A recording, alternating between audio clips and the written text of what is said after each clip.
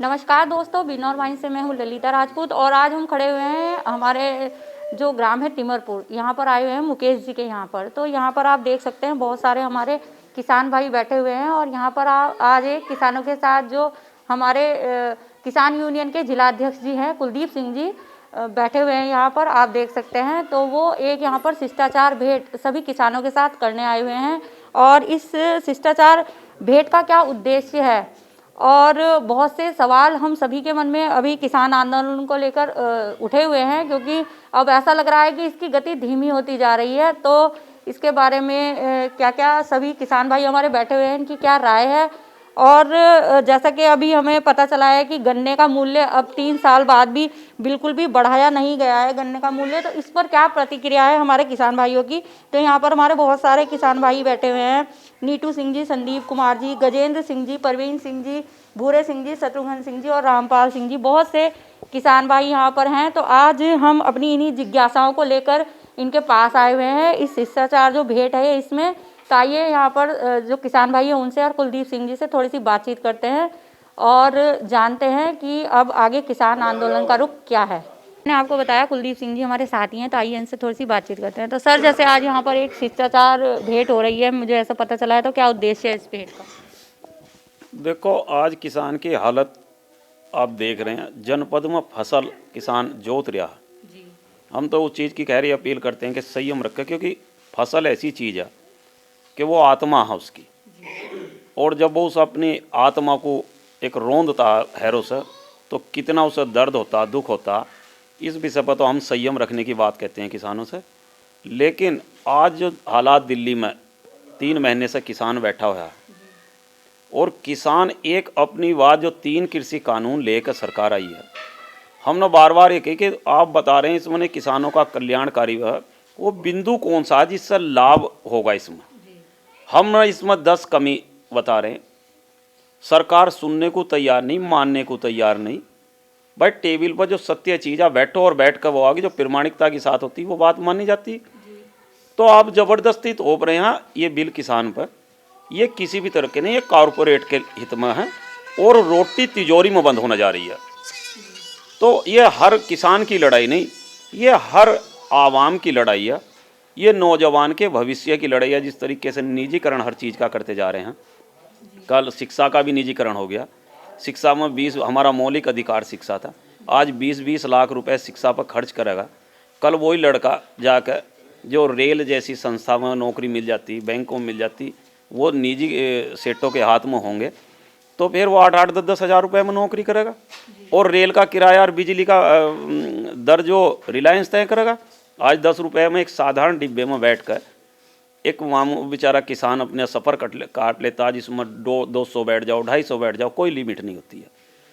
और कल उसका टिकट जो है वो फिर रिलायंस बताएगा कि 10 रुपये की जगह आपको 100 रुपये देने पड़ेंगे। रोटी जो आटा आज 20 रुपये किलो अपना ले पा रहा, अपना खा रहा, वो कल 200 रुपये किलो मिला। सब्जी यही हालात में मिला, फल ही हो। तो सारी चीज़ों पर खाद्यान्न पर कब्जा करके, और एक जो भारत में सबसे ज़्यादा भूखमरी, भारत में भूखे सोते हो, बड़ा दुख होता। लेकिन किसान न तो फिर भी नुकसान न्यूनतम की बात कर रहा किसान कि भाई अधिकतम ना करके। हम तो अधिकतम शब्द ही नहीं लगाया।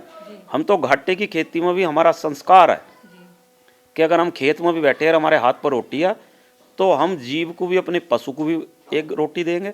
वहाँ कुत्ता भी होगा उसे भी देंगे। कोई निकल कर वहाँ से जा रहा हो तो उससे ये नहीं पूछने कि तुम कहाँ के हो, कैसे हो, उससे पूछेंगे आओ भोजन कर लो। कल जब रोटी तिजोरी में बंद होगी, रिलायंस बंद देगा इन भूखों को रोटी?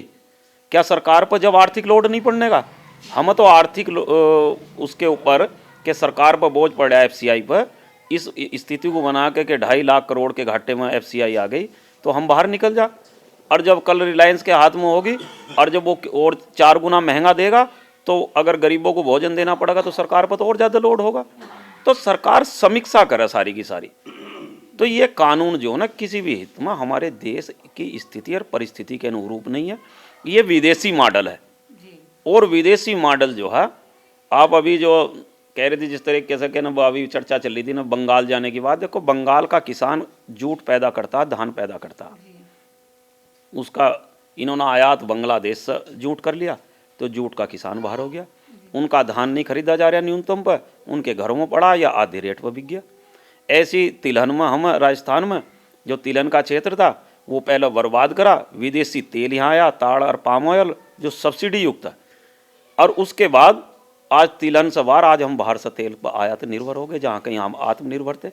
तो हम पर परमात्मा ने ये धरोहर दिया, बीज की सबसे ज़्यादा धरोहर हम पर, दुनिया की सबसे ज़्यादा फसलें हम पर, और पेट। सर जैसे अब की बार भी गन्ना मूल्य भी बढ़ाया नहीं गया, तो आंदोलन में गन्ने की तो कोई बात नहीं होती, मैंने नहीं सुनी है ऐसी। गन्ने की बार बार बात हो रही, हम तो ये सारे के सारा बहुत बड़ा जाल है जी। आज मूल्य की बात नहीं, अगर हम ये लड़ाई इसमें सारे गन्ना भी उसी में आ जाता। अगर ये कॉन्ट्रैक्ट फार्मिंग जैसा शब्द बोल रहे हैं जी जी जी। है ना जी, तो इसका कॉन्ट्रैक्ट फार्मिंग का सीधा हिंदी में नाम है मूल्य आश्वासन और कृषि सेवाओं पर किसान सशक्तिकरण व सुरक्षा समझौता अधिनियम। गन्ना भी उसी में आता। 2 वर्ष अगर मान लिया हम ये चीज़ होते हैं, कल यही फैक्ट्री कहेंगी इस वैरायटी का गन्ना ये रेट लेंगे, फिर सीधा फैक्ट्री को और किसान को जोड़ रहे हैं। तो ये तो कल रेट से बाहर ये तो सारी चीज़ों के रेट से बाहर होना चाह रहे हैं। अर्थशास्त्रियों ने यही राय दी है ना कि सरकार का काम व्यापार नहीं है, सरकार बाहर निकल जाओ, कल गन्ने का रेट ना सरकार डिसाइड करे ना कोई करे। तो ये तो बहुत बड़ी साजिश है। न्यूनतम पर बात कही जा रही है, न्यूनतम पर एक व्यवस्था है, तो न्यूनतम को ये गारंटी कानून दे दो, व्यापार करो। टिकैत जी हैं, तो टिकैत जी की संपत्ति को लेकर भी काफी बवाल होता रहता है कि उन्होंने इतनी संपत्ति जोड़ ली, और उन पर लगातार ये आरोप भी लगाया जा रहा है कि इस किसान आंदोलन में वो बन गए हैं, विपक्ष से पैसा ले रहे हैं, ऐसी बातें भी हो रही हैं। और जैसे अभी बंगाल वाली बात चली थी कि वो अब जैसे बंगाल में चुनाव है तो बंगाल जाने के लिए उन्होंने कहा है, तो मतलब वो राजनीति से कहीं ना कहीं प्रेरित है। तो इस बारे में क्या कहना चाहेंगे आप? देखो बंगाल की बात आई, बंगाल हमारा राजनीति से कोई मतलब नहीं है, लेकिन राजनीति समस्या जब सरकार राजनीति में ही तो सरकार जाती है सत्ता में। जी जी जी। तो अगर मान लिया सरकारों से समस्या होगी तो कहना तो पड़ेगा। वो सर राजनीति में हम किसान की पीड़ा के लिए बंगाल जा रहे हैं, क्योंकि उनका जूट का धान का किसान है, उसके सामने समस्या है। जैसा जैसा क्षेत्र है वहाँ की अलग अलग समस्या है। दूसरी बात जो है, आप जो अभी कह रहे थे कि उनकी संपत्ति की बात, जी जी। किसान की संपत्ति सबके सामने है। उसका कर्ज की स्थिति देख लो, सारा किसान कर्ज में, ये ऑन रिकॉर्ड है, सरकारी दस्तावेज, और हर राज्य की सूची काट लेंगे कि किसान की हालत क्या है। भाई किसान पर कहाँ से पैसा आया? टिकैत साहब की अगर संपत्ति का स्रोत है तो सामने करो। ये जो बेवजह की एक मीडिया के माध्यम से अनावश्यक बात कहनी, खालिस्तानी हमें कहा, पाकिस्तानी हमने कहा, गोलों का जवाब पाकिस्तान के कौन दे? हमारी बालक। यानी खालिस्तान को खत्म करने वाले कौन थे? हमारी बालक। यानी कश्मीर के उग्रवादियों को ढूंढ ढूंढ कर मार रहे हैं हमारे बालक, चाइना का जवाब दे रहे हैं हमारे बालक, और फिर कह दो ऊपर से हम खालिस्तानी। तो ये तो जो ना सत्य के भाषा का बोलना, ये किसान के सम्मान से ठेस है। ठीक है साहब कि अगर मान लिया आप ये कह रहे हैं लाओ दस्तावेज काल कर, अगर कोई आदमी वो अब तो सामने ऑन रिकॉर्ड है, लेकिन उनके कर्जे का भी बताया कर दिया ना कितना कर्जा। ये इस सब ऐसा भ्रम फैलाना और ऐसा लोगों को भ्रमित करना, अगर कहीं से किसी से पैसा आया वो दस्तावेज दो ना, ये होया पैसे की डील हुई। देखो वो सारा परिवार जेल उस परिवार ने काटी, किसान एकता जिंदाबाद, भारतीय किसान यूनियन जिंदाबाद, भारतीय किसान यूनियन जिंदाबाद। उनके में कहीं खालिस्तानी दिखे, आपको पाकिस्तानी दिखे तो पकड़ कर ले आओ, और ये रहा पाकिस्तानी, तुम पाकिस्तानी के साथ खड़े हो जाएंगे। हम तो चाहते हैं कि टिकैत साहब की संपत्ति वाला हर किसान की आय बढ़े, हर किसान फूल फले, उसका बालक भी अच्छे कपड़े पहने, अच्छे जूते पहने। ये चाहते हैं हम कि जूता भी ना पहने, वो वही लुंगी के जमाने में रहे जैसा हमारे पूर्वज लंगोटी बांध कर रहे। अगर टिकैत साहब के साहब बारे में ऐसी बात कह रहे हैं तो संपत्ति उनके सामने है, लेकिन एक प्रोगंडा करना और समस्या को छिपाकर, अपनी साजिशों को छिपाकर, अगर हम कैमर के रिलायंस इस कानून आने से पहले गोदाम बन गए, बड़े बड़े साइलो बन गए, क्यों बने थे वे? जब लो तो ये भी पता नहीं था ये कानून लाया जाएगा। अंडानी अंबानी को सारी की सारी बिजली और रेल और सारी संस्था देने की तैयारी है, ये तो पता हम साम दिख रहा। फिर हम कहेंगे कुछ तो कुछ वो है, और आप जो कहोगे तो वो बिल्कुल सत्य मान रहे हैं। प्रमाण दो उस चीज़ के, है नहीं, और प्रमाण देंगे वे भी। किसान आंदोलन की क्या रणनीति रहेगी? देखो रोटी और माटी से समझौता ना हमने करा ना हम करते, ये स्वाभिमानी कौम है। अंग्रेज इस जहाँ उनका सूर्य पूरी दुनिया में उदय था, उन्होंने भारत की माटी से छेड़ करी थी, अस्त कर दिया गया सूरज। अगर माटी से छेड़ करेंगे और ये तिजोरी में बंद कराने की योजना करेंगे रोटी और माटी को, तो एकाधिकार नहीं चलेगा। तो एकाधिकार के लिए यो हमारा विरोध और शांतिपूर्वक विरोध करते रहेंगे। हम कष्ट भी झेलने के बाद, हमारा भाई उधर भी घायल हम होए, इधर भी हम घायल होए, हम घायल होने के बावजूद भी फिर भी हम सरकार को ये चाहते हैं ये जनता की बात सुने, उसका समाधान करे।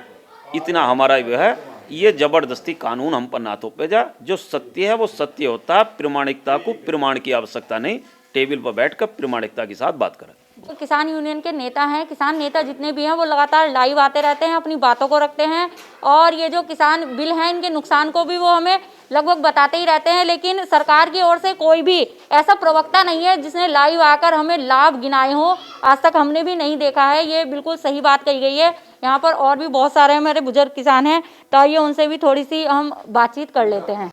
तो देखिए दोस्तों, हमारे साथ इस समय एक बुजुर्ग किसान हमारे यहाँ के हमारे साथ बैठे हुए हैं, तो आइए इनसे थोड़ी सी बातचीत करते हैं और इनके भी विचार जानते हैं। तो सबसे पहले बताइए, क्या नाम है आपका? मेरा नाम राकेश प्रधान है जी रतनपुर से रहने वाला हूँ, जी भारतीय किसान यूनियन का जिला उपाध्यक्ष। जी भाई इसमें बात ही क्या कहनी है, सारे जिला अध्यक्ष जी ने बता दी है, ऊपर बात चल रही है। ये बार बार इस बात को कह रहे हैं, अब भी लोगों को गुमराह करके भेज रहे हैं गाँव में, उन्हें पिटवाने के लिए, हमारों को हमारे से ही पिटवाने के लिए कि जाके इन्हें लाभ गिना दो। उस पर लिख दिया ना किसान की आमदनी दुगनी। कई जगह वे गाड़ियाँ खराब करी लोगों ने, अपने आप वो करके ले गए, तो इन्हें पता नहीं इसमें क्या लाभ है और क्या हानि है। ये हमें वहाँ बैठे हुए किसानों को, जो शांतिपूर्ण वहाँ गाजीपुर बॉर्डर पर हमारे तीनों बॉर्डरों पर बैठे हुए किसानों को भ्रमित कर रहे हैं। कभी कहते हो आंदोलन ढीला हो गया, कभी कहते हैं कुछ हो गया। अरे किसान अपने खेत में भी तो काम करेगा, जब तो तुम्हें खबा देगा, या बिल्कुल तुम्हें जो है लाके यहाँ उसमें खबा देगा, अंडानी अंबानी खबा देगा। यो खवाने वाला एक अंधाता किसान है। अगर ये तुम्हें पैदा करके नहीं देने का और अपने खेत पर निगाह नहीं रखने का, दूसरी निगाह दिल्ली पर रखनी पड़ेगी, क्योंकि ये चोर इकट्ठे हो गए। हमने सरकार बनाई थी, गिरोह के सरदार नहीं बनाए। आज इन्होंने अंडानी और अंबानी को रेल दे दी, क्या रेल की पटरी भी इन्हें दे दी? उन्हें पाड़ेंगे हम, क्योंकि हमारे खेतों में गड़ियों ही पटरी है। जब हम देखेंगे अंडानी अंबानी की रेल कहाँ चलावेगा? दिल्ली जिससे नहीं चल पा रही, वो क्या अंबानी की रेल चलावेगा? लेकिन हम अब भी बहुत कुछ करने के बाद ये चाहते हैं कि शांतिपूर्वक हमारा आंदोलन जारी रहे। ये जब तक रहेगा, जब तक ये अपने तीनों कानून वापस नहीं लेंगे और एमएसपी पे कानून नहीं बनाएंगे, क्योंकि किसान अड़ा हुआ है। अभी अभी 200 किसानों ने अपनी गेहूं की फसल जोती है, हम भी अपनी जोतने जा रहे हैं, कल परसों में हम भी जोतेंगे। क्या करेंगे हम दूसरे को देख के? अपने दाने दूसरे की उसमें घेर के जेब में और वो ताले में बंद करा दें इनके लिए, और हम फिर उसे वापस लें। कभी कहते हैं ये बीज की नस्ल बदलेंगे, तो ये तो कल को हमारी भी नस्ल बदल देंगे। तो हम नहीं लाना चाहते ऐसी सरकार को, ना देखना चाहते हैं। का विरोध करता है हर किसान, हर गांव में जाकर आप देखिए। ये बहला फुसला के लोगों से कहलवा दे हैं कि भाई कह दो हमें बहुत अच्छी सरकार चल रही, इसे दिख रहा 3 महीने से सरकार। हमें तो यही पता नहीं किसान को सरकार है किसकी 3-4 साल से। ना तो गन्ने पे 1 रुपया बढ़ाया, ना धान पे इन्होंने बढ़ाया, ना गेहूं पे इन्होंने देखा, क्योंकि इन्हें तो मनमाना मिल रहा, इसलिए ये देखेंगे कहाँ हमें। हमारे थोड़े से कपड़ों को देख कर भी ये यूं कहने लगे, यो किसान कहाँ है? क्या नंगे होकर चले जाएं आप दिल्ली? चले जाएं दुनिया को दिखाते हुए। यो समय भी आने वाला है कि ये हमें नंगा नहीं कर देंगे, हम इन्हें नंगा करके भेजेंगे। हर गांव से ये हमारी तय है, हर किसान से ये हमारी बात है। किसान अपनी आवाज उठाने के लिए वो करेगा तो ये उसे दमन करेंगे। कभी नक्सली बतावेंगे, कभी आतंकवादी बतावेंगे, कभी वो बतावेंगे, और हमारे आदमी वहां आतंकवादियों को पकड़ पकड़ उन्हें गोली मारवा रहे हैं, उन्हें नहीं देख रहे। जितने काम इन्होंने कर लिए, जितना झूठ सच बोल लिया, वो दोबारा नहीं चलने का। मीडिया कुछ तो दिखाओ जाओ कि वहां आदमी ढीले हो गए, वहां वो हो गए। आज भी हमारे 10 ट्रैक्टर जा रहे, तीसरे चौथे दिन जाते रहेंगे। जिला बिजनौर इससे कमजोर नहीं पाने का।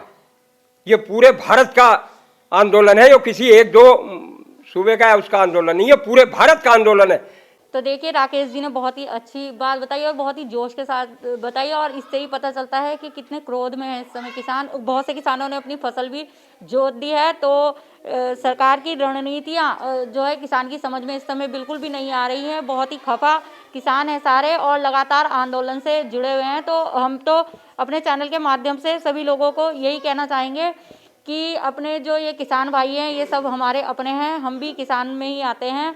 तो इनकी परिस्थितियों को समझें, इनकी मजबूरियों को समझें, इनका जहाँ तक हो सके साथ दें। और सरकार से भी हमारी यही अपील है कि जो भी इनकी समस्याएं हैं उनका जल्द से जल्द निराकरण करें। बिल्कुल सही कहा है इन्होंने कि किसान दिल्ली पर नज़र रखे अपनी खेतों पर। इस समय गेहूं की फसल भी लगभग तैयारी होने वाली है, तो किसान हमारा इस समय बहुत परेशान है।